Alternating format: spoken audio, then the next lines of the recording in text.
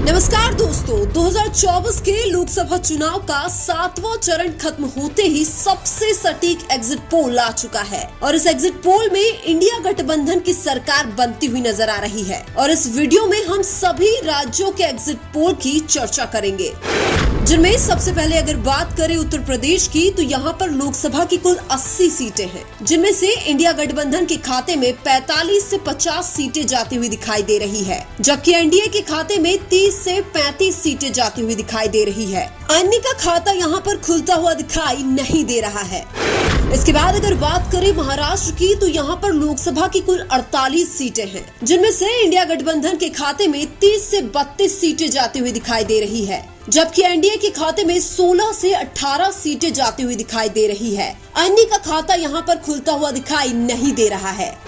इसके बाद अगर बात करें बिहार की तो यहाँ पर लोकसभा की कुल 40 सीटें हैं, जिनमें से इंडिया गठबंधन के खाते में 23 से 25 सीटें जाती हुई दिखाई दे रही है, जबकि एनडीए के खाते में 15 से 17 सीटें जाती हुई दिखाई दे रही है। अन्य का खाता यहाँ पर खुलता हुआ दिखाई नहीं दे रहा है। इसके बाद अगर बात करें हरियाणा की तो यहाँ पर लोकसभा की कुल 10 सीटें हैं, जिनमें से इंडिया गठबंधन के खाते में 6 से 7 सीटें जाती हुई दिखाई दे रही है, जबकि एनडीए के खाते में 2 से 3 सीटें जाती हुई दिखाई दे रही है। अन्य के खाते में यहाँ पर 1 से 2 सीट जाती हुई दिखाई दे रही है। इसके बाद अगर बात करें अरुणाचल प्रदेश की तो यहाँ पर लोकसभा की कुल 2 सीटें हैं, जिनमें से इंडिया गठबंधन के खाते में एक भी सीट जाती हुई दिखाई नहीं दे रही है, जबकि एनडीए के खाते में 2 सीटें जाती हुई दिखाई दे रही है। अन्य का खाता यहाँ पर खुलता हुआ दिखाई नहीं दे रहा है।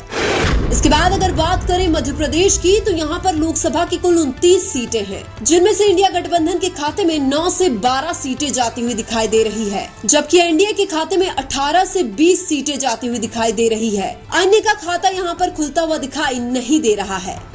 इसके बाद अगर बात करें उड़ीसा की तो यहाँ पर लोकसभा की कुल 21 सीटें हैं, जिनमें से इंडिया गठबंधन के खाते में 5 से 7 सीटें जाती हुई दिखाई दे रही है, जबकि एनडीए के खाते में 2 से 5 सीटें जाती हुई दिखाई दे रही है। अन्य के खाते में यहाँ पर 8 से 10 सीट जाती हुई दिखाई दे रही है।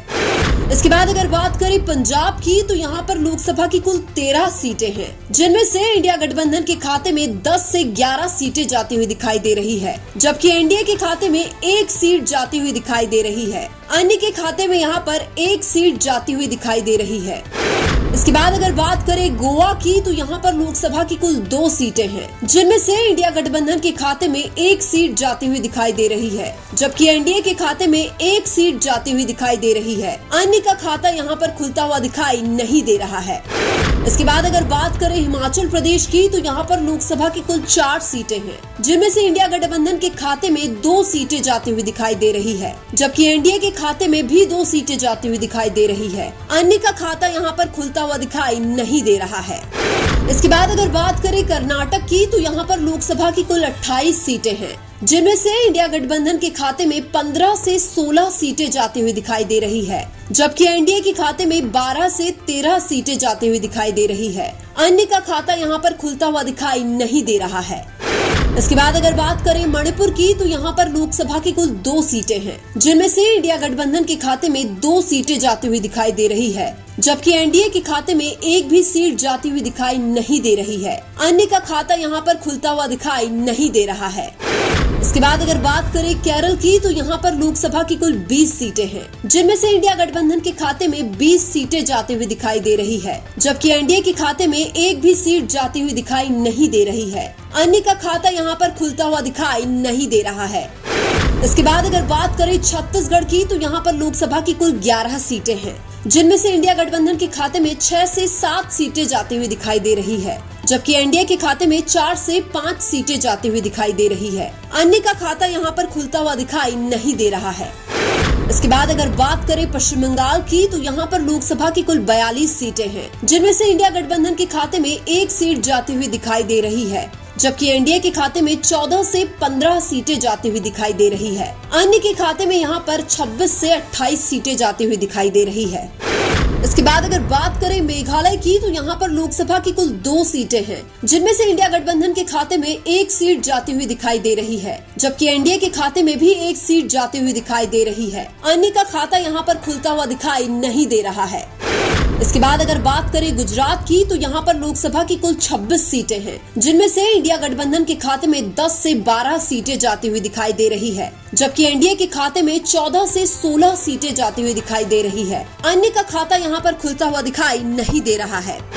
इसके बाद अगर बात करें तेलंगाना की, तो यहाँ पर लोकसभा की कुल 17 सीटें हैं, जिनमें से इंडिया गठबंधन के खाते में 12 से 13 सीटें जाती हुई दिखाई दे रही है, जबकि एनडीए के खाते में 1 से 2 सीटें जाती हुई दिखाई दे रही है। अन्य के खाते में यहाँ पर 3 से 4 सीटें जाती हुई दिखाई दे रही है। इसके बाद अगर बात करें जम्मू कश्मीर की, तो यहाँ पर लोकसभा की कुल 5 सीटें हैं, जिनमें से इंडिया गठबंधन के खाते में 4 से 5 सीटें जाती हुई दिखाई दे रही है, जबकि एनडीए के खाते में 1 सीट जाती हुई दिखाई दे रही है। अन्य का खाता यहाँ पर खुलता हुआ दिखाई नहीं दे रहा है।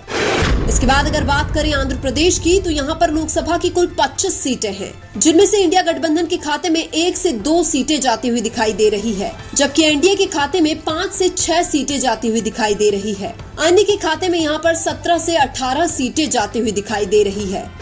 इसके बाद अगर बात करें त्रिपुरा की, तो यहाँ पर लोकसभा की कुल 2 सीटें हैं, जिनमें से इंडिया गठबंधन के खाते में 1 भी सीट जाती हुई दिखाई नहीं दे रही है, जबकि एनडीए के खाते में 2 सीटें जाती हुई दिखाई दे रही है। अन्य का खाता यहाँ पर खुलता हुआ दिखाई नहीं दे रहा है।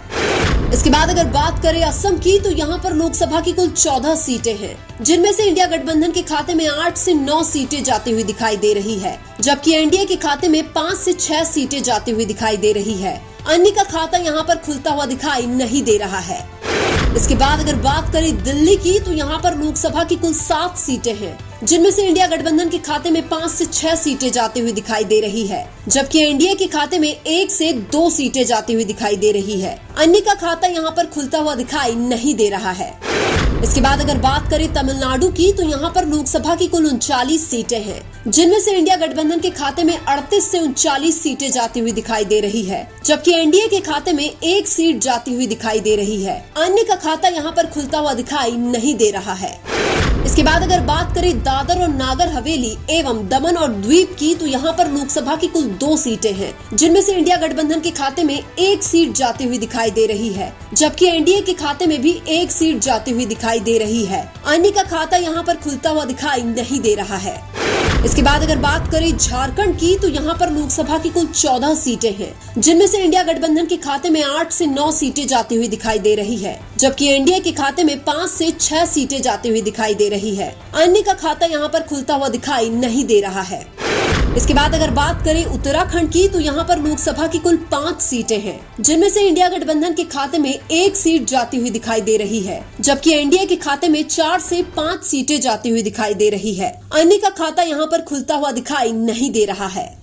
इसके बाद अगर बात करें राजस्थान की, तो यहाँ पर लोकसभा की कुल 25 सीटें हैं, जिनमें से इंडिया गठबंधन के खाते में 10 से 12 सीटें जाती हुई दिखाई दे रही है, जबकि एनडीए के खाते में 13 से 15 सीटें जाती हुई दिखाई दे रही है। अन्य का खाता यहाँ पर खुलता हुआ दिखाई नहीं दे रहा है।